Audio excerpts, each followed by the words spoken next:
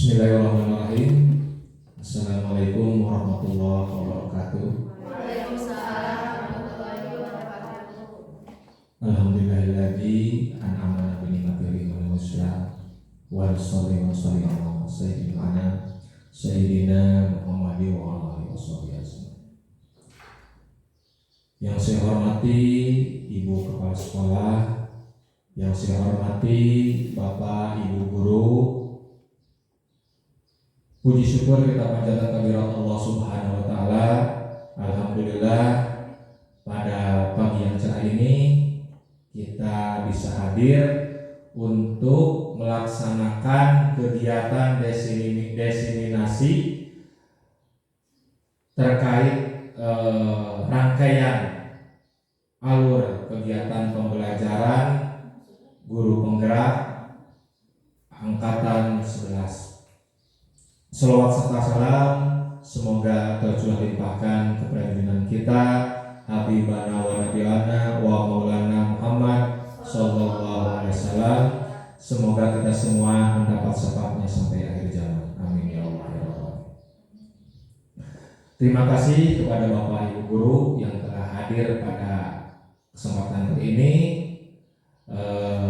Izinkan pada kali ini saya bertugas sebagai pembawa acara untuk memimpin jalannya acara diskusi pada kali ini. Rangkaian acara pada kegiatan diseminasi ini, yang pertama pembukaan, yang kedua sambutan dari Ibu Kepala Sekolah, yang ketiga pemaparan diseminasi penyebarkan pemahaman dan penerapan pengalaman budaya positif modul 1.4 yang akan dibawakan oleh Ibu Ai Eliska SPD. Yang terakhir untuk lebih mengefektifkan waktu dan mengefisienkan waktu dan kita buka aja dengan pembacaan basmalah bersama. Bismillahirrahmanirrahim. Untuk selanjutnya sambutan dari Ibu Kepala Sekolah, kepadanya saya persilakan.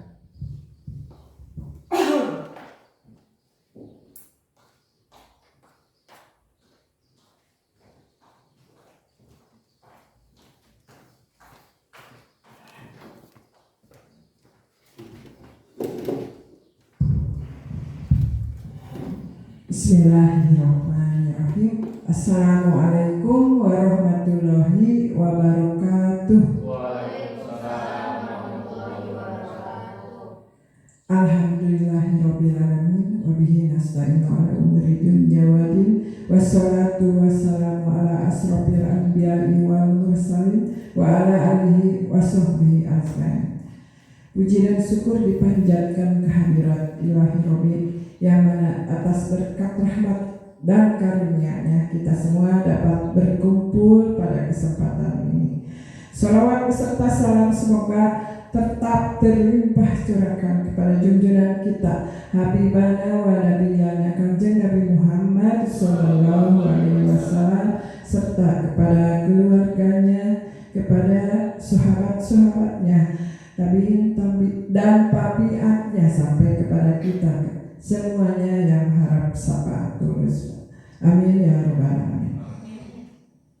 Pertama-tama saya ucapkan terima kasih kepada pembawa acara yang telah memberikan kesempatan kepada saya untuk memberi sambutan pada kegiatan diseminasi penerapan pengalaman budaya positif oleh Ibu Ai Eliska dari CGP Angkatan 11. Kemudian saya ucapkan terima kasih juga kepada Bapak dan Ibu Guru yang telah bersedia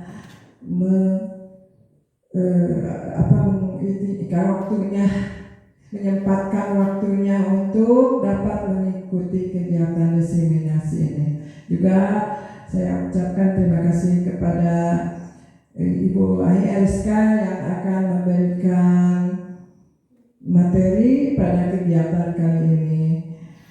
Dan mudah-mudahan kita semua di dalam mengikuti kegiatan ini dapat menerima ilmu yang barokah dan dapat menambah wawasan untuk kita dalam melaksanakan PBM. Karena di dalam PBM semakin kesini perubahan zaman semakin berubah sesuai dengan perkembangannya, yaitu sekarang berada di era digital. Maka kita semua harus sudah siap atau harus sudah kompeten di dalam pembelajaran menggunakan digital ini. Kemudian untuk penerapan dari apa yang diterima sekarang ini, dari materi yang akan disampaikan, mohon diterapkan atau diimplementasikan oleh kita sebagai pendidik sesuai dengan tugas pokok dan fungsi kita sebagai pendidik, yaitu mengajar, membimbing, dan mendidik para siswa kita. Kemudian untuk di dalam pembelajaran siswa kita harus membudayakan apa yang menjadi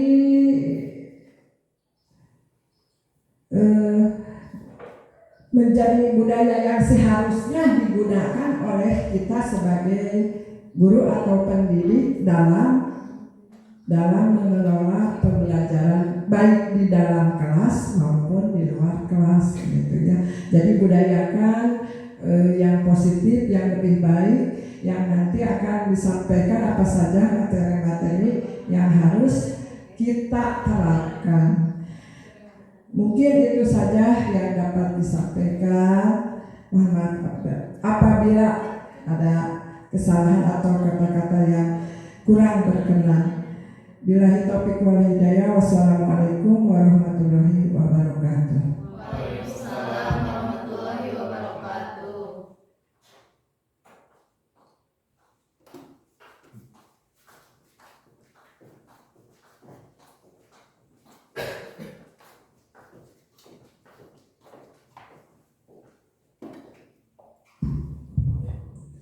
Terima kasih kepada Ibu Kepala Sekolah yang telah memberikan sambutannya.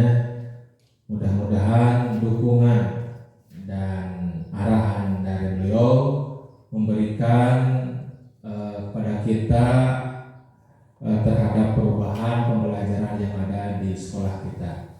Dan tak lupa terima kasih kepada seluruh guru yang telah memberikan waktu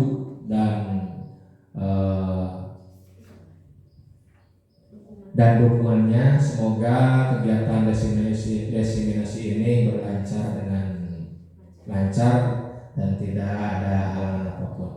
Untuk selanjutnya kita dengarkan saja pemaparan diseminasi penerapan pengalaman budaya positif yang akan disampaikan oleh Ibu Ani Aliska SPD. Kepadanya dipersilakan.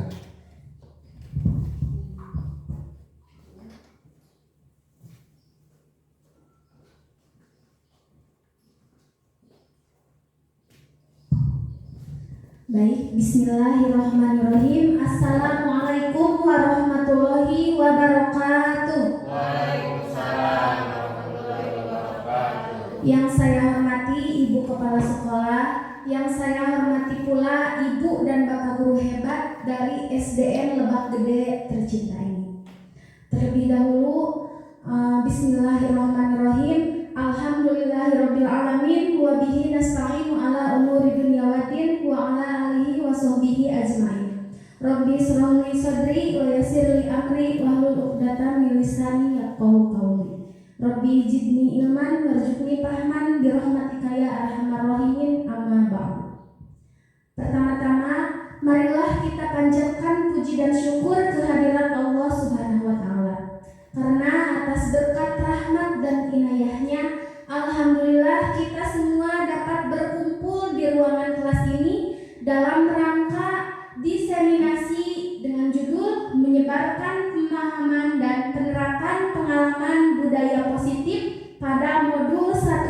4 pendidikan guru penggerak.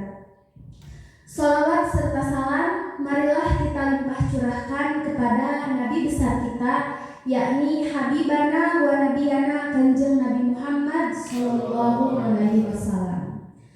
Ibu kepala sekolah, juga rekan guru seperjuangan yang saya hormati, terima kasih karena Bapak Ibu semuanya telah meluangkan waktu menghadiri undangan yang saya berikan untuk mengikuti acara ini. Langsung saja Bapak Ibu, kita di sini akan berdiskusi juga sharing terkait pemahaman dan penerapan pengalaman budaya positif pada modul 1.4. Nah, boleh langsung Ibu Bapak, apakah masih semangat? Semangat. Boleh dicek tepuk semangatnya? Boleh? Siap. Tepuk semangat 2. Dang dang dang, ding ding ding, dung dung dung, dang dang dang, ding ding ding, dung dung dung. Se, aha aha, mal, aha aha, mal, aha aha, semangat. Terima kasih, tampak sangat semangat, luar biasa. Nah, di layar telah tampil sebuah emoticon yang sangat lucu ya. Ajakannya, yuk senyum selama 30 detik. Mari senyum dulu, ayo senyum dulu. Tampilkan wajah cantiknya, senyum 30 detik. Oke, siap? Senyum. Oke, senyum ya. Terima kasih sudah 30 detik. Sekarang untuk memantik semangat lagi, saya ada ice breaking dulu. Boleh diikuti oleh Bapak Ibu semuanya? Oke, clue-nya ikuti apa yang saya lakukan. Oke, ikuti apa yang saya lakukan. Sekarang tangan Bapak Ibu mohon izin ditunjukkan ke depan. Oke, bukan tunjuk saya ya, bukan ya. Tunjuk ke depan. Kemudian mari kita menggambar sebuah lingkaran. Pelan-pelan aja dulu, pelan-pelan. Sedang kecepatannya, sedang cepat. Searah jam-jam. Oke, pelan lagi. Hidung. Ikuti apa yang saya lakukan. Berarti betul? Sudah betul? Betul? Ada yang salah? Tadi mau betul saya. Oh, boleh sekali lagi coba. Tangannya di depannya lagi. Diputar. Oke, ikuti apa yang saya lakukan.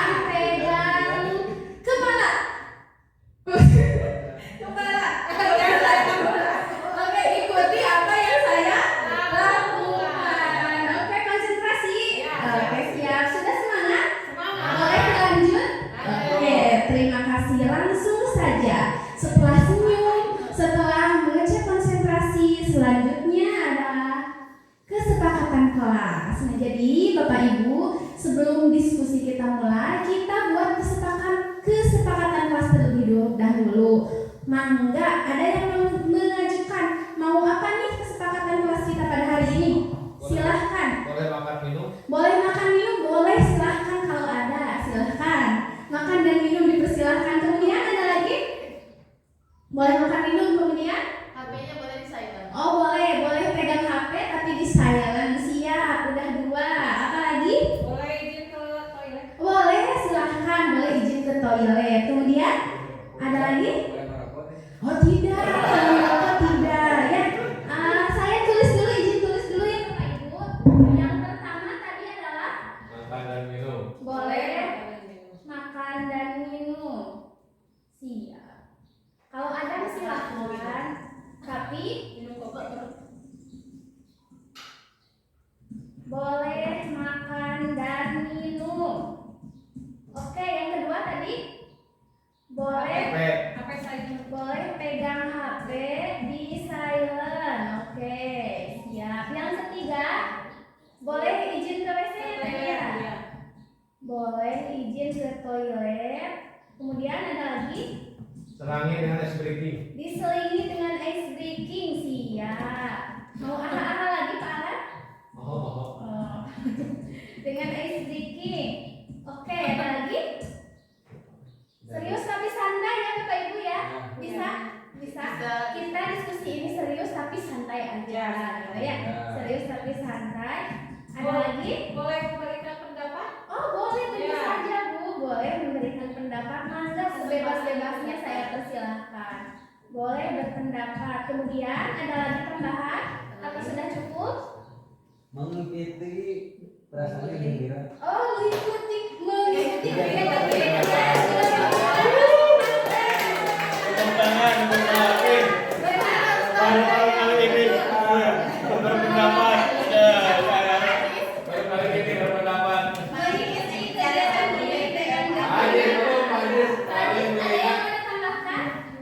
Ada yang mau ditambahkan atau sudah cukup? Cukup? Oke, sudah cukup ya. Keduluan Pak Arti. Oh, keduluan, nggak apa-apa. Nah, jadi kesepakatan kelasnya yang pertama boleh makan dan minum, yang kedua boleh pegang HP tapi di silent, yang ketiga boleh izin ke toilet, yang keempat diselingi dengan ice breaking, yang kelima serius tapi santai, yang keenam boleh berpendapat, dan yang ketujuh mengikuti kegiatan ini dengan gembira. Setuju? Sepakat? Kalau sepakat mari kita dealkan dengan cara menggebrak meja 3 kali ya, menepuk meja 3 kali. Siap? 1, 2, 3. Sepakat. Bapak Ibu? Sepakat. Oke, kesepakatan kelasnya sudah jadi. Sekarang langsung saja ke materi yang akan kita diskusikan. Nah, tadi di judul sudah tertera budaya positif.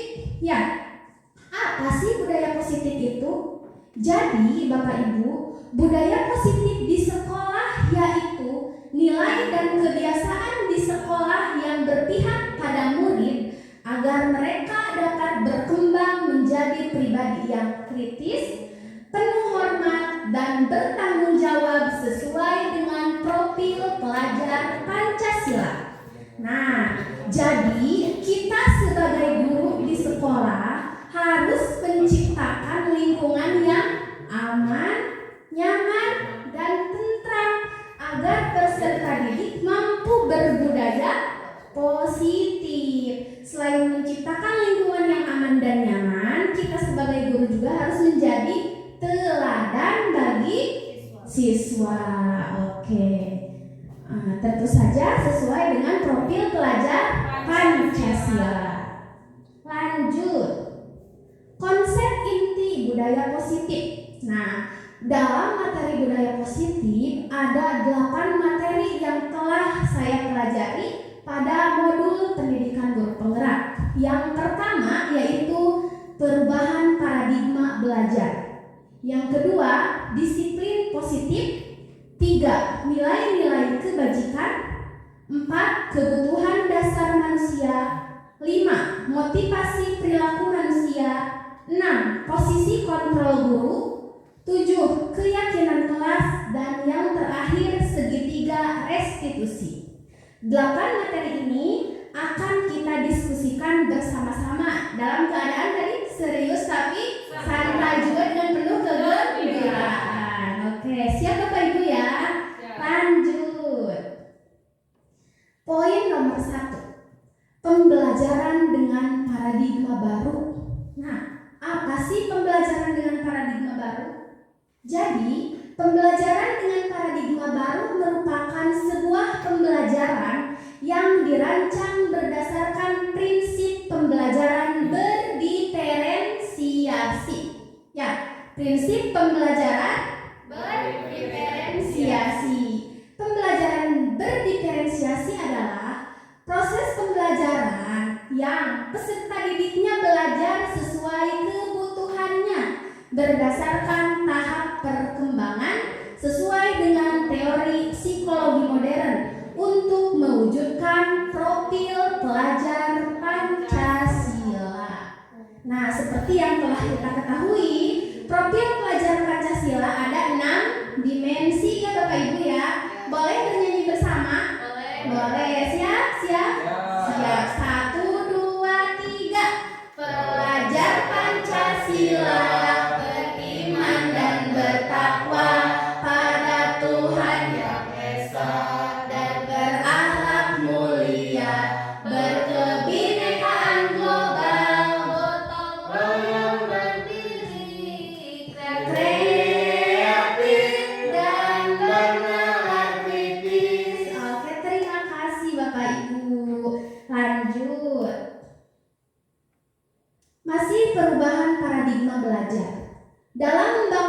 biar positif, sekolah harus menyediakan lingkungan yang positif juga. Lingkungan yang positif itu lingkungan yang seperti apa sih? Lingkungan yang aman, kemudian nyaman, apalagi tentram, tertib agar siswa mampu berpikir, bertindak, dan mencipta dengan merdeka, mandiri, dan Masya Allah, luar biasa Bapak Ibu Guru, semuanya hebat. Gembira ya, gembira. Nah, sekarang kita masuk ke poin yang kedua, yaitu disiplin positif. Nah, sebelum membahas disiplin positif, saya mau tanya dulu, apa sih disiplin itu? Apa sih disiplin itu? Bertindak sesuai aturan. Bertindak sesuai aturan. Ada lagi? Ada lagi? Patuh terhadap Tata tertib, patuh terhadap aturan. Ada lagi? Oke, cukup ya. Terima kasih atas pendapatnya Bapak Ibu. Nah, lanjut. Jadi, sebenarnya kata disiplin itu berasal dari bahasa Latin. Katanya adalah disiplin, yang artinya belajar. Jadi Bapak Ibu, seperti yang telah Bapak Ibu sebutkan tadi, katanya disiplin mematuhi peraturan, mematuhi tata tertib, bertindak sesuai aturan. Benar. Nah, hal tersebut dilakukan dengan cara belajar. Belajar apa? Belajar yang tadi. Ya, kalau ada aturan kita senantiasa belajar untuk mengikutinya. Ya. Jadi, disiplin di sini sebenarnya mengacu pada disiplin diri. Disiplin diri sendiri yang memiliki tanggung jawab terhadap apa yang dilakukannya berdasarkan nilai-nilai yang diyakini. Selanjutnya, disiplin positif merupakan salah satu cara penerapan disiplin yang bertujuan untuk menumbuhkan kesadaran serta memberdayakan murid tanpa imbalan penghargaan, ancaman, atau hukuman. Nah, begitu Pak Ajis ya? Iya.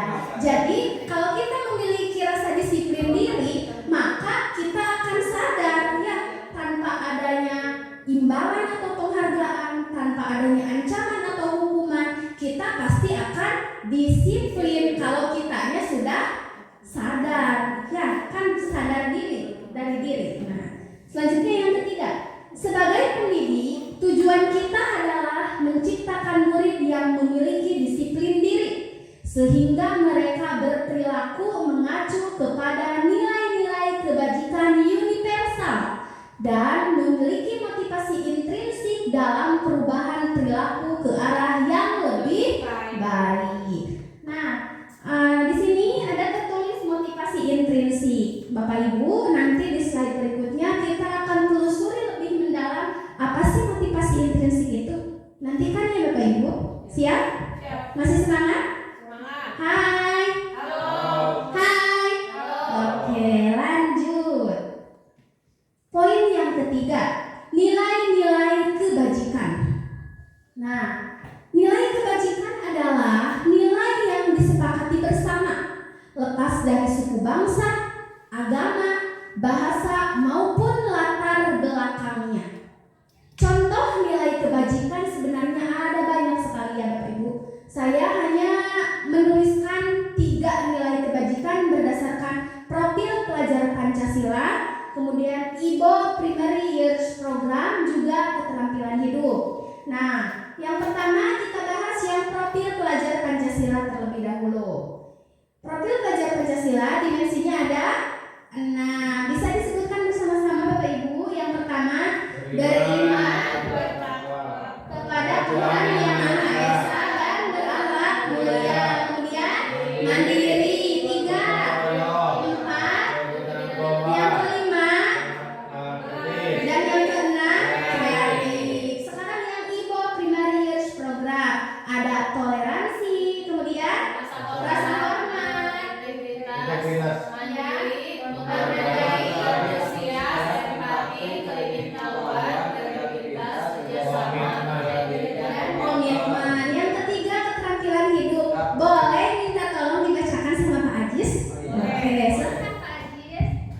Ya, keterampilan hidup dapat dipercaya ya. Iya. Terus lurus hati, pendengar yang aktif, tidak merendahkan orang lain, dan memberikan yang terbaik dari diri. Iya, kan. Terima kasih Pak Aziz telah membantu saya membacakan yang keterampilan hidup. Jadi Bapak Ibu, nilai kebajikan itu banyak ya, cuma ada 3 yang saya tuliskan di sini. Lanjut. Nah, sekarang kita masuk ke poin nomor 4, kebutuhan dasar manusia. Nah, Bapak Ibu, saya mau tanya dulu nih, apakah kita memiliki kebutuhan? Banyak. Butuh apa, Bu? Uang. Kalau sama, Bu, saya juga butuh uang. Ibu butuh apa, Bu? Ibu butuh apa, Bu? Duit. Ya Allah, duit mana duit? Bu, betul kasih saya. Bu, betul. Uang. Bapak Ibu, saya mau butuh cinta ya. Nah, kebutuhan. Iya, Bapak butuh apa, Pak? Jangan duit, jangan cinta ya. Butuh rumah. Butuh rumah. Bapak butuh apa? Kasih sayang. Masya Allah, Bapak butuh apa? Pendamping hidup. Kita doakan semoga secepat duit ya. Amin. Ibu kepala izin butuh apa? Kenyamanan. Benar. Masya Allah, kita semua memiliki kebutuhan yang berbeda-beda. Lantas apa sih kebutuhan itu? Mari kita bahas. Kebutuhan dasar manusia adalah segala sesuatu yang kita lakukan untuk mendapatkan apa yang kita inginkan. Betul, Bapak Ibu? Betul. Iya, untuk memenuhi kebutuhan tersebut kita melakukan apa saja agar mendapatkannya. Tadi ada yang butuh duit, apa nih kira-kira? Bekerja. Yang butuh cinta apa ya? Usaha. Iya, yang butuh rumah. Oke, ya, semuanya tentu memiliki yang memiliki pendamping hidup mencari. Oke. Nah, tentunya seluruh tindakan yang kita lakukan memiliki tujuan tertentu. Dan semua usaha terbaik yang kita lakukan adalah dalam rangka agar kebutuhan dasar kita terpenuhi dengan baik. Kebutuhan dasar manusia terdiri dari 5 macam. Apa saja itu? Yang pertama adalah bertahan hidup. Yang kedua, kasih sayang dan rasa diterima. Yang ketiga, penguasaan. Yang keempat, kesenangan. Dan yang kelima, kebebasan. Nah, itu merupakan kebutuhan dasar manusia secara umum. Mari kita bahas satu persatu. Yang pertama adalah bertahan hidup. Contohnya apa nih kebutuhan bertahan hidup? Makan. Kalau nggak makan nanti gimana? Mati, lapar. Selain makan bertahan hidup, minum. Ada lagi? Kasih sayang. Kasih sayang beda apa? Nanti ada yang hidup Pak. Ini bertahan hidup apa? Rumah. Ya, bertahan hidup rumah. Terus pakaian itu pakaian. Kalau nggak pakai pakaian gimana ya? Oke, itu kebutuhan yang bertahan hidup. Sekarang yang kedua, kasih sayang dan rasa diterima. Contohnya gimana nih Kak Aziz nih yang biasa semangat dalam cinta-cintaan? Sayang. Apa? Contohnya?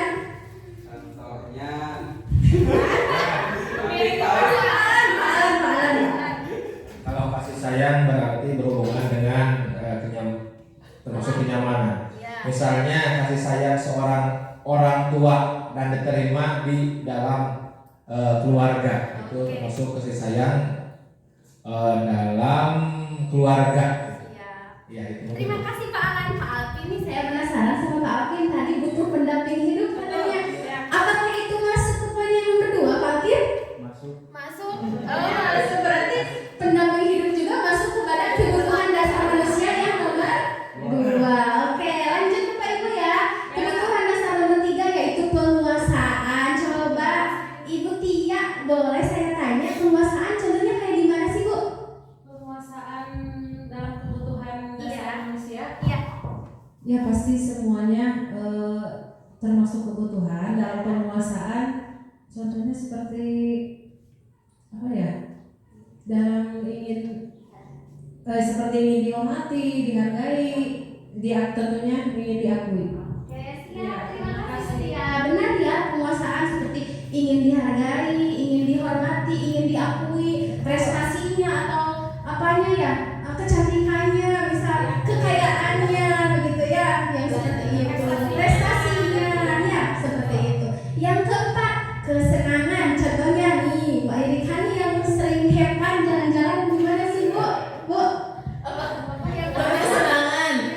kesenangan itu bisa kita jalan-jalan, makan, nonton bioskop, itu suatu kesenangan mungkin ya kalau misalkan bisa dibawa healing atau berwisata ke tempat-tempat yang alami alam. Terus kesenangan dalam hal apa lagi? Bisa menambahkan atau Bisa, boleh. mungkin tadi yang disebutkan Ibu Erika kan healing gitu ya, nonton. Ya. Nah, berarti salah satu kesenangan itu mungkin ada materinya, ada uangnya, Baik. itu pasti ada Oh, iya. dalam kesenangan dan ketenangan. Ya. Terima kasih, Masya Allah, jawaban yang luar biasa. Healing ya Bapak Ibu, saya sangat setuju sekali. Healing, jalan-jalan, belanja, ya Allah, itu merupakan sebuah kesenangan yang hakiki. Kebebasan. Kalau ibu-ibu mah check out di Shopee, Lazada, aduh ya Allah, saya uangnya nya. Kebebasan. Nah, saya mau bertanya ke siapa yang mau berpendapat kebebasan? Mangga Pak Ajis. Dalam kebebasan ingin bebas berpendapat ya. Masya Allah, apa lagi? Terus bebas bukan dalam pergaulan ya. Iya. Bukan, tapi bebas dalam kebaikan. Oh iya, Ya. Masya Allah. Terus kebebasan dalam keistiqomahan. Masya Allah. Ya dan lain sebagainya masih banyak. Terima kasih, jawaban yang sangat luar biasa. Terima kasih Bapak Ibu. Sekarang kita lanjut saja ya ke materi. Sudah cukup ya nih, lanjut. Nah, ada contoh kasus nih. Mohon dengarkan dulu ya Bapak Ibu. Saya akan bacakan dulu kasusnya. Jadi, ada seorang guru yang bernama Ibu Ria. Ganti saja Ibu Tia ya. Ibu Tia. Ibu Tia merupakan salah seorang guru kelas 1 di SDN Lebak Gede. Ibu Tia sedang bingung menghadapi ulah salah satu murid di kelasnya. Beberapa anak telah datang dan mengeluhkan bahwa Agus yang sering kali meminta bekal makan siang dengan paksa. Jadi Bu Tia mendapatkan laporan dari muridnya, dari banyak muridnya, bahwa siswanya yang bernama Agus selalu meminta bekal makan siang mereka dengan paksa. Ya Bu Tia ya? Iya. Kemudian muncullah pertanyaan. Jika Anda menghadapi situasi seperti Bu Tia, apa yang akan Anda lakukan? Nah, menurut Anda, apa kira-kira alasan Agus melakukan itu? Ya, nomor 1 dulu ya, Bu Tia, boleh dijawab Bu Tia? Terima kasih. Berhubung saya guru kelas 1, Iya. ya, pertanyaannya jika saya menghadapi situasi seperti saya, apa yang saya lakukan? Mungkin saya pertama-tama mencari tahu dulu penyebabnya. Mencari tahu dulu penyebabnya, lalu setelah itu diberikan arahan kepada ujian Agus, dan setelah itu diidentifikasi dan sudah tahu nih misalkan jawabannya tadi itu yang dilakukan Agus itu karena keisengannya meminta bekal makanan siang kepadanya dengan paksa. Katanya Bu, iseng abi pada heureuy cenah kitu nya heureuy. Nah, mungkin setelah tahu penyebabnya lalu diidentifikasi dan setelah itu diberikan arahan jangan tekengin gitu bageur kayak gitunya. Mungkin itu jawabannya ya. Terima kasih. Siap, terima kasih Bu Tia. Kita langsung ke nomor 2. Tadi kata Ibu Tia, jangan dulu langsung dihukum ya kalau dihukum, tapi harus diidentifikasi dulu, kemudian diberi arahan. Setelah tahu penyebabnya, ya diberi arahan ya. Nah, setelah itu muncullah pertanyaan nomor 2 Pak Alvin ya. Pak Alvin, apa kebutuhan dasar yang belum terpenuhi pada diri Agus? Tadi kan bilangnya hanya iseng, berarti apa nih Pak Alvin? Berarti apa nih Pak Alvin? Heureuy cenah. Karena apa Pak Alvin? Karena iseng. Oh, karena itu berarti Berarti kebutuhan yang belum terpenuhi adalah kesenangan. oh, kesenangan benar ya. Karena udah masuk heureuy cenah mun sahur jam Agus teh berarti kebutuhan dasar yang belum terpenuhinya adalah kesenangan. Lanjut nomor 3. Kenapa Agus melakukan hal seperti itu Pak Alan? Kenapa? Kenapa Agus melakukan hal seperti itu? Dikarenakan Agus untuk memenuhi kebutuhan hidupnya itu, jadi perlu yang dihubungkan dengan kelima kebutuhan manusia tadi. Ya, karena keisengannya. Jadi karena iseng, mereka yang senangnya dengan cara ngegerian batur si Agus mah. Ya Pak Haji, nomor 5, apakah kita sebagai guru bisa langsung menjudge Agus? Ini Bapak Amor kan? Tidak. Kenapa demikian? Kenapa demikian? Tidak. Oke. Iya, kok. Sebagai guru, karena kita harus mencari tahu dulu ya, mengapa Agus itu melakukan hal seperti itu, ya. Iya. Jadi harus dicari tahu dulu ya Pak Haji ya. Jangan langsung Agus, mana Pak Amor? Jangan gitu langsung ya. Tapi harus dicari tahu dulu. Apa maksudnya? Oke, benar sekali Bu Aro. Terima kasih atas jawabannya Bapak Ibu. Lanjut. Nah, jawaban yang tadi dalam konteks penerapan disiplin positif, Ibu Tia sebaiknya mencari tahu alasan Agus melakukan tindakan tersebut agar mengetahui kebutuhan mana sih yang sedang berusaha dipenuhi oleh Agus. Ya, jawaban Bapak Ibu tadi sudah benar semuanya. Nah, sekarang alternatif jawaban. Jika jawaban Agus karena lapar Bu, mama saya tidak memberikan bekal, maka kebutuhan yang sedang dipenuhinya apa? Bertahan hidup. Nah, misal kalau jawabannya Bu, saya suka karena kalau saya merebut paksa makanan mereka jadi memperhatikan saya. Berarti butuh apa dia?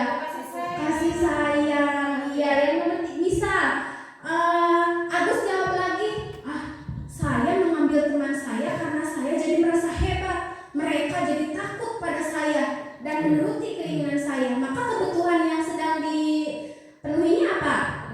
Penguasaan. Nah, misal ada lagi nih, jawaban Agus setelah diidentifikasi dia menjawab, Bu, karena saya bosan, mama saya memberi bekalnya hanya dengan bala-bala, sedangkan Ajis dengan chicken, ya saya rebut aja punya Ajis, kata Agus. Berarti itu kebebasan. Nah, kalau tadi yang dikatakan Bu Tia karena iseng, berarti adalah kesenangan. Oke, terima kasih Bapak Ibu.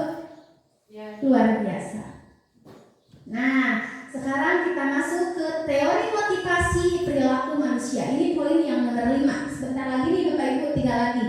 Jadi, teori motivasi perilaku manusia ada 2 Bapak Ibu ya. Ada motivasi intrinsik dan juga motivasi ekstrinsik. Kalau motivasi intrinsik berasal dari dalam dirinya. Kalau ekstrinsik berasal dari luar dirinya yang mempengaruhi dia. Kita lihat yang nomor 1. Untuk menghindari ketidaknyamanan atau hukuman. Yang kedua, untuk mendapatkan imbalan atau penghargaan dari orang lain. Yang ketiga, untuk menjadi orang yang mereka inginkan dan menghargai diri sendiri dengan nilai-nilai yang mereka percaya. Nah, kira-kira nih Bapak Ibu, yang termasuk motivasi ekstrinsik dari luar yang mana nih? Poin berapa nih? Yang 2. 1 dan 2. Oke, yang dari luar adalah 1 dan 2. Kalau yang dari dalam berarti poin yang nomor 3. Nih contoh. Misal, ada seorang anak yang selalu mengerjakan tugasnya dengan baik.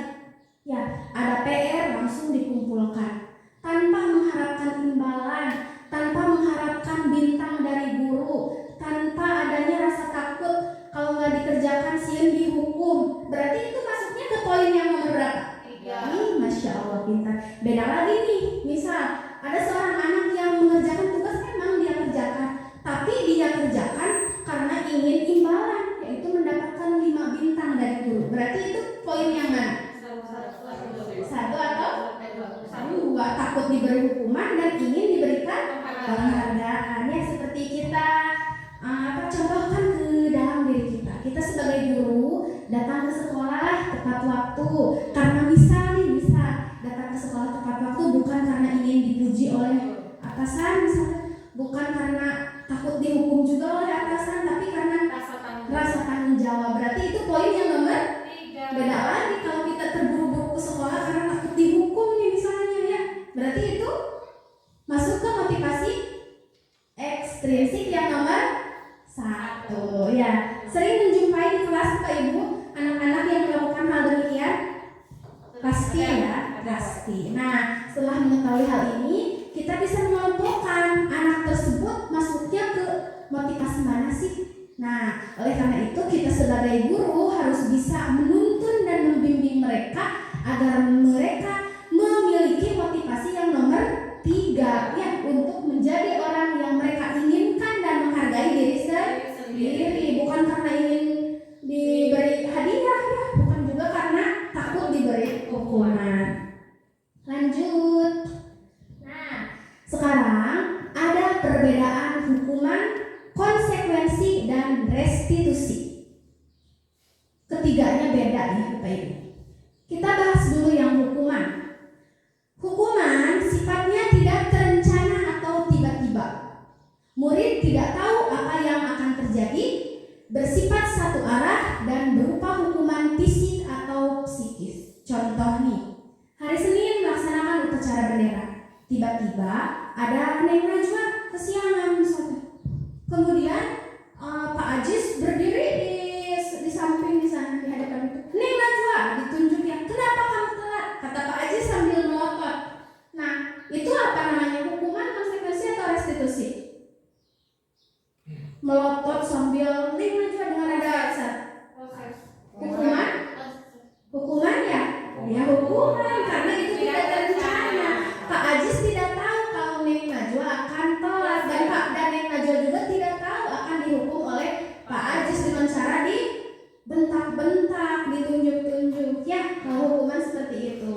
Nah, boleh jadi hukuman diberikan secara fisik atau psikis ya, berupa verbal, perkataan. Melalui perkataan yang kasar pun itu bisa disebut hukuman ya. Kalau dengan fisik misal disuruh lari keliling lapangan sebanyak berapa kali gitu ya. Konsekuensi.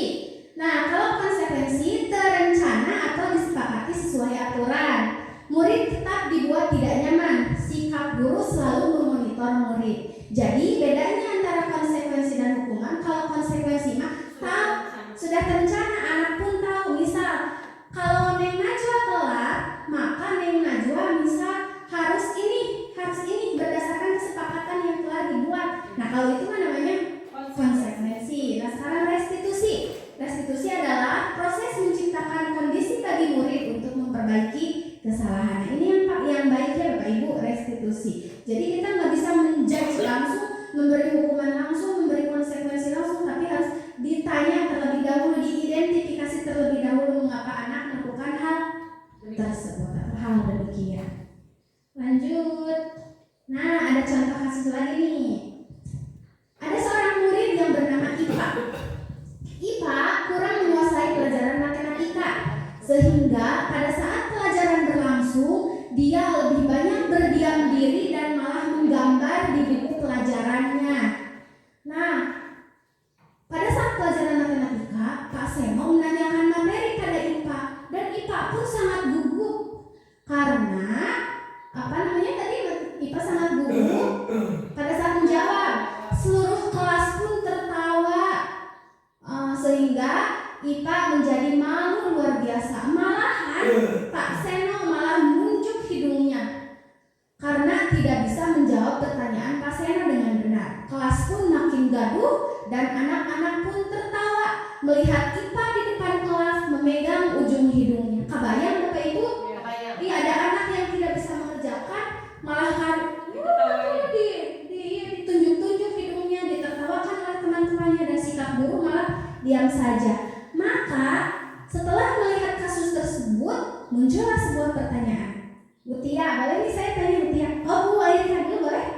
Bu Airika, apakah Bu Airika setuju dengan tindakan Pak Seno terhadap Ipa? Tidak. Tidak setuju karena secara tidak langsung Pak Seno memperlakukan IPA itu jadi ke IPA-nya menjadi seakan-akan IPA menjadi orang yang gagal, rendah diri dan tidak percaya diri gitu. Jadi menyebabkan anak itu menjadi kurang percaya diri, minder, jadi minder. Terima kasih Bu Erika. Selanjutnya nomor 2, menurut Anda tindakan Pak Seno terhadap IPA adalah sebuah hukuman atau konsekuensi. Mengapa demikian? Boleh Bu Tia? Boleh. tindakan Pak Seno terhadap IPA adalah sebuah hukuman atau konsekuensi. Itu tentunya sebagai hukuman. Karena Pak Seno tadi membiarkan teman-temannya menertawakannya, menyengserikan dan menunjuk hidung IPA karena tidak bisa menjawab pertanyaan, dan hal tersebut menunjukkan bahwa Pak Seno telah memberikan hukuman berupa verbal kepada IPA. Terima kasih. Terima kasih Bu Tia. Jadi Bapak Ibu sudah bisa membedakan bagaimana mana itu hukuman, mana itu konsekuensi? Bisa? Jadi boleh tidak kita menghukum atau memberi konsekuensi? Sekarang mari berlatih hukuman atau konsekuensi. Siap? Siap? Oke, masih semangat? Oke, langsung hai. Halo. Hai hai hai. Oke, melempem nomor 1. Melempem, mencatat 100 kali di dalam buku kalimat saya tidak akan terlambat lagi karena terlambat ke sekolah. Hukuman atau konsekuensi? Hukuman atau konsekuensi? Hukuman atau konsekuensi? Hukuman atau konsekuensi? Hukuman atau konsekuensi? Hukuman? Hukuman yang kayak hukuman konsekuensi? Mencatat 100 kali di dalam buku kalimat berhubungan tidak sama hukuman, sama sama perbuatan dia. Saya tidak akan terlambat lagi karena terlambat ke sekolah. Hukuman atau konsekuensi? Hukuman ya Bapak Ibu, ini masuknya hukuman. Nomor 2, membersihkan coretan tip E yang dibuat di meja tulisnya. Apa? Konsekuensi, tanggung jawab ya, konsekuensi. 3, menggantikan kertas tugas temannya yang ia coret-coret. Oke, terakhir nomor 4. Siap? Murid diminta membersihkan tumpahan air di meja karena tersenggol pada saat belajar. Konsekuensi luar biasa, berarti sudah paham ya. Lanjut ke materi yang ke-6. Dikit lagi nih Bapak Ibu. Yang ke-6 adalah posisi kontrol guru. Jadi kita sebagai guru memiliki posisi kontrol. Ada 5 posisi kontrol seorang guru. Yang pertama adalah sebagai penghukum, kedua pembuat rasa bersalah, ketiga teman, keempat pemantau, dan kelima manajer. Perbedaannya adalah penghukum. Ya, penghukum biasanya menggunakan nada suara tinggi, matanya melotot, jarinya menunjuk. Contoh, patuhi aturan saya.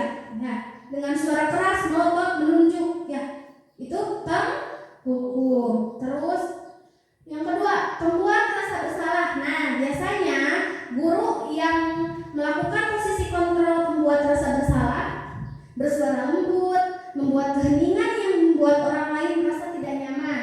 Misalnya, ibu kecewa sekali dengan kamu. Kenapa kamu melakukan hal itu lagi? Gimana coba kalau ibu dan bapakku tahu? Pasti kecewa loh. Nah, seperti itu ya.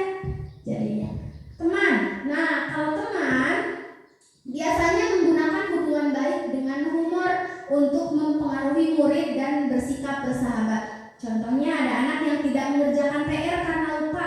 Nah, respon Bu Wina bisa kepada anak tersebut, ya udah, nggak apa-apa, nanti ibu bantuin mengerjakannya sambil tersenyum. Nah, kalau itu berarti Bu Wina memposisikan diri sebagai teman. Yang keempat, pemantau. Nah, kalau guru dengan posisi pemantau yaitu memantau dan mengawasi. Pertanyaan yang sering dilakukan guru sebagai posisi pemantau yaitu, apa yang telah kamu lakukan? Sanksi atau konsekuensinya apa? Neng, kenapa kamu terlambat? Kamu tahu kan kalau terlambat konsekuensinya nanti gimana? Misal, iya Pak, saya tahu. Nah, kalau begitu berarti sebagai seorang pemantau. Terakhir, posisi manajer. Nah,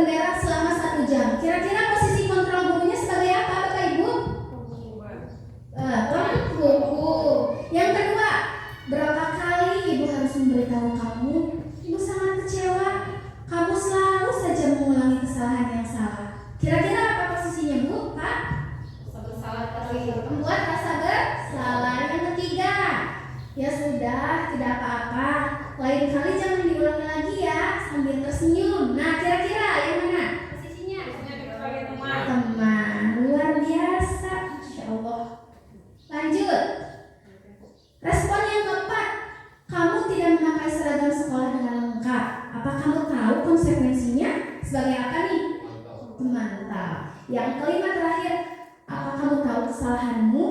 Kira-kira apa yang akan kamu lakukan untuk memperbaiki kesalahanmu? Nah, sebagai apa ini?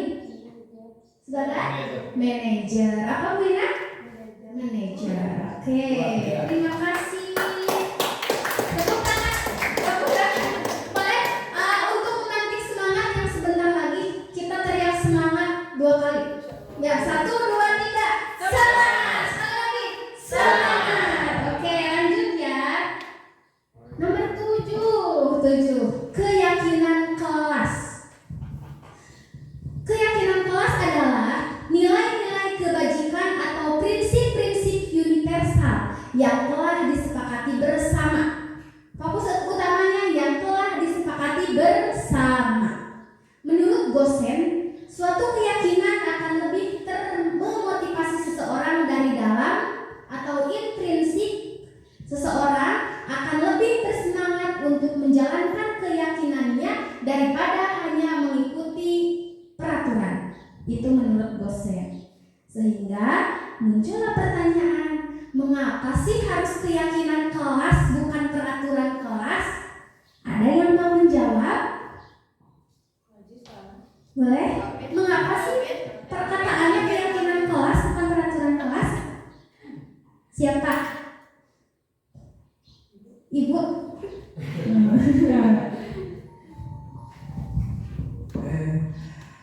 Mengapa harus keyakinan kelas bukan peraturan kelas?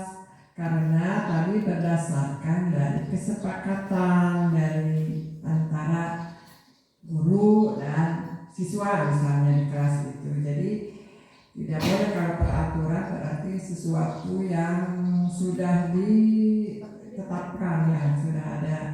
Kalau keyakinan berdasarkan kesepakatan antara siswa dan guru tersebut. Itu mungkin. Siap Ibu, luar biasa, jawabannya sangat benar Ibu. Jadi bedanya keyakinan kelas dan peraturan kelas adalah kalau keyakinan dibuat secara bersama-sama dan disepakati bersama. Kalau peraturan mah sudah ada, tinggal melaksanakan. Jadi siswa tidak terlibat dalam pembuatan peraturan tersebut. Ya, gitu Mbak Ibu. Tadi kita telah praktek membuat keyakinan kelas. Terlebih dahulu saya mau tanya, apa nih yang mau kita lakukan? Setuju tidak? Nah, kan seperti itu ya. Nah, di kelas pun kita harus demikian. Jadi, kalau berdasarkan kesepakatan murid akan memiliki tanggung jawab berdasarkan keyakinan mereka. Ini adalah contoh peraturan kelas dan keyakinan kelas. Peraturan kelas contohnya dilarang berisik, dilarang bertengkar, tidak boleh datang terlambat, jangan berlari di kelas atau koridor, jangan membuang sampah sembarangan. Nah, beda lagi kalau keyakinan. Kalau keyakinan katanya pun lebih enak didengar ya, tidak melarang-larang, seperti saling menghargai, saling menghormati, apalagi datang. 4. Lebih enak didengar yang mana antara peraturan dan keyakinan? Keyakinan. Kalau dilarang-larang kita gimana gitu ya. Nah, jadi lebih enak keyakinan. Nah, pembentukan keyakinan kelas. Keyakinan kelas bersifat lebih abstrak daripada peraturan yang lebih rinci dan konkret. Dibuat dalam pernyataan positif. Kalau peraturan misal dilarang mencontek, dilarang berlarian. Nah, kan kalau di keyakinan mah nggak ada kata dilarang, nggak ada kata jangan, langsung aja pernyataan positif, saling menghargai, saling menghormati gitu ya. Sedikit saja agar mudah diingat. Jadi kata-katanya nggak usah panjang-panjang Bapak Ibu, sedikit tapi bermakna dan dapat diingat oleh anak. Sesuai dengan kondisi kelas dan sekolah sehingga mudah diterapkan. Ya, jadi kita dalam membuat keyakinan harus berdasarkan kondisi kelas kita nih. Antara kelas saya kelas 6 dan kelas 1 tentunya beda ya Bu ya. Ya. Semua warga kelas ikut berkontribusi dalam pembuatan keyakinan kelas melalui kegiatan curah pendapat. Ya, jadi ditanya dulu pendapatnya apa, kemudian nanti dikumpulkan, setelah dikumpulkan dikelompokkan dan dibuatlah keyakinan. Ujungnya akhirnya disepakati. Terakhir, bersedia meninjau kembali keyakinan dari waktu ke waktu. Nah, ini adalah contoh keyakinan kelas 6. Di kelas 6 kami sudah membuat keyakinan kelas. Nah, apa saja itu? Ini berdasarkan kesepakatan ya Bapak Ibu. Kebersihan kelas, tanggung jawab bersama. Kita saling menghargai. Kemudian kita selalu berdoa sebelum dan sesudah belajar. Yang terakhir, kesepakatan kelasnya adalah kita berkomitmen untuk datang dan menyelesaikan tugas tepat waktu.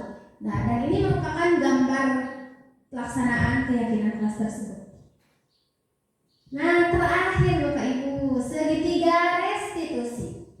Segitiga restitusi adalah suatu proses dialog yang dijalankan oleh guru agar dapat menghasilkan murid yang mandiri dan bertanggung jawab. Terdapat 3 tahapan segitiga restitusi. Yang pertama adalah menstabilkan identitas, 2 validasi tindakan yang salah, dan yang ketiga menanyakan keyakinan. Nah, langsung nomor 1 tadi adalah menstabilkan identitas, yaitu berdasarkan prinsip membuat kesalahan adalah bagian dari pembelajaran. Contoh perkataan guru kepada siswa dalam menstabilkan identitas adalah berbuat salah itu wajar, manusiawi. Misal ibu juga pernah melakukan hal yang sama. Selain itu, tidak ada manusia yang sempurna, nak. Semua orang pasti pernah melakukan kesalahan. Nah, kita bisa menyelesaikan ini. Bapak atau ibu tidak tertarik mencari siapa yang salah, tapi Bapak Ibu ingin mencari solusi dari permasalahan ini. Ya, seperti itu kata-katanya. Lanjut, nomor 2, validasi tindakan yang salah. Nah, ini berdasarkan prinsip setiap perilaku berupaya memenuhi suatu kebutuhan. Contohnya, kamu pasti punya alasan kenapa melakukan hal itu. Kamu patut bangga pada dirimu karena kamu telah melindungi sesuatu yang penting buat kamu. Terakhir Bapak Ibu, yaitu menanyakan keyakinan. Hal ini berdasarkan prinsip setiap perilaku berupaya memenuhi suatu kebutuhan tertentu. Kata-kata yang biasa diucapkan oleh guru dalam hal menanyakan keyakinan adalah apa yang kita percayai sebagai keyakinan kelas. Misal, apa nilai-nilai umum yang telah kita sepakati? Kamu mau menjadi orang yang seperti apa? Apakah tindakan tersebut sudah mencerminkan keyakinan kelas? Dan masih banyak lagi. Ini merupakan contoh penerapan segitiga restitusi. Suaranya tidak terdengar.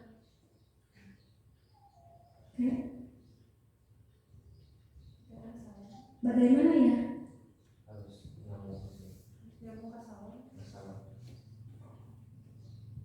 Oh, nggak apa-apa.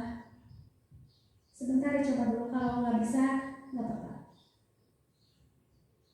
Nah, intinya dalam contoh penerapan segitiga restitusi ini saya menerapkan 3 tahap yang tadi. Yang pertama menstabilkan identitas, kemudian validasi tindakan yang salah, dan juga menanyakan keyakinan. Untuk video nanti bisa dilihat bersama-sama di belakang layar ya Bapak Ibu. Nah, untuk sekarang materi yang sudah saya jelaskan sudah selesai. Sekarang mari kita masuk ke sesi diskusi. Barangkali ada Bapak Ibu yang mau bertanya, enggak, saya persilahkan, bebas berpendapat. Silakan. Sebelum diakhiri boleh. Oh, silakan.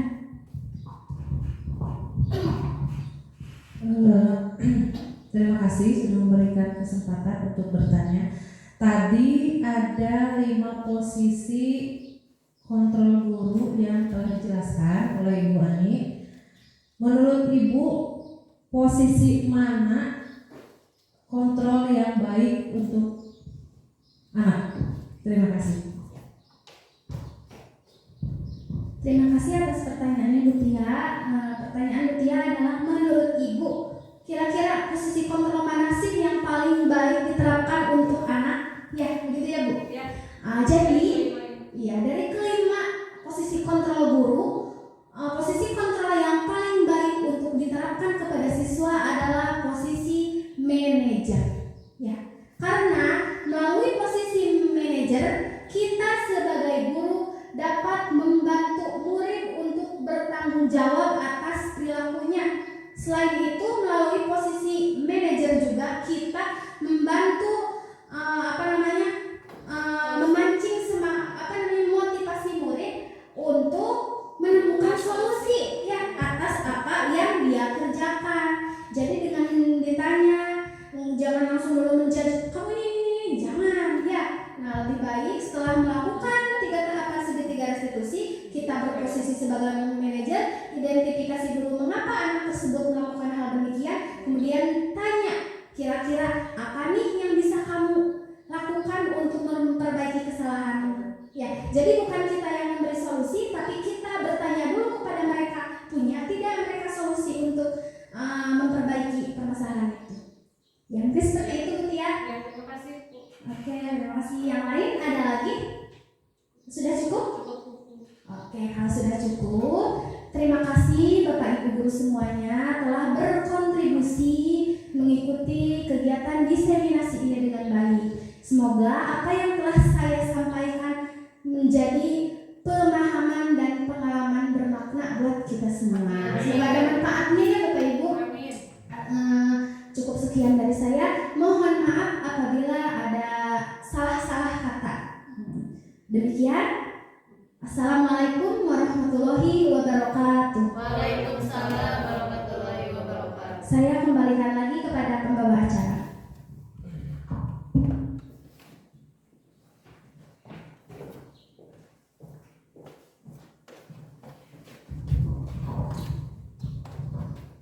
Ya, terima kasih kepada Ibu Aiska yang sudah memaparkan mengenai kegiatan desensialisasi pada kali ini.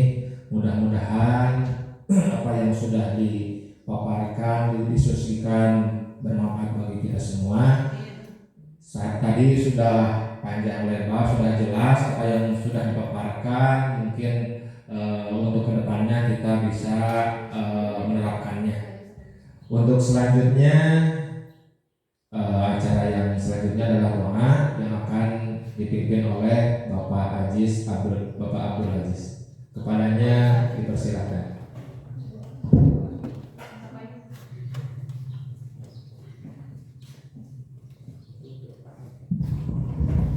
Sebelum acara ditutup, marilah kita bermunajat kepada Allah Subhanahu wa Ta'ala, bersama-sama berdoa. Mohon diaminkan semuanya.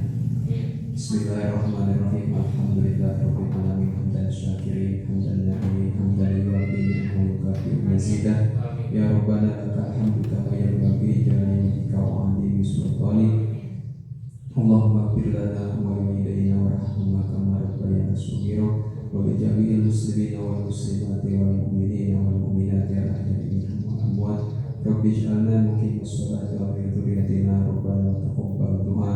Rabbana atina fid dunya hasanah wa fil akhirati hasanah wa qina adzabannar. Subhana rabbika rabbil izzati amma yasifun. Wassalamu ala mursalin walhamdulillahi rabbil alamin.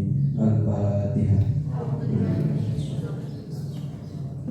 Alhamdulillahirabbil alamin.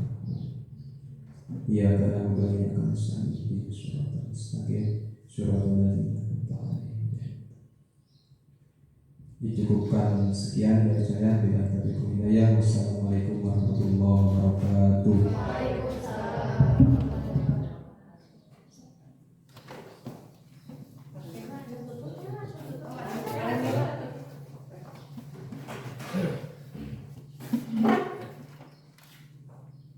Terima kasih kepada Bapak Abdul Aziz yang sudah memimpin doanya.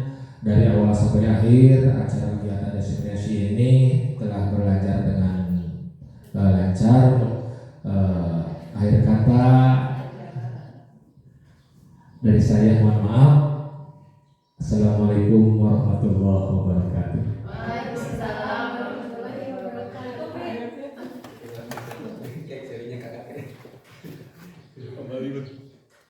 Assalamualaikum warahmatullahi wabarakatuh. Perkenalkan, nama saya Nina Zonakalia dari kelas 6. Setelah praktik membuat keyakinan kelas bersama ibu, saya semakin bersemangat untuk mengingat juga menerapkan keyakinan kelas yang telah kita sepakati bersama. Terima kasih. Wassalamualaikum warahmatullahi wabarakatuh.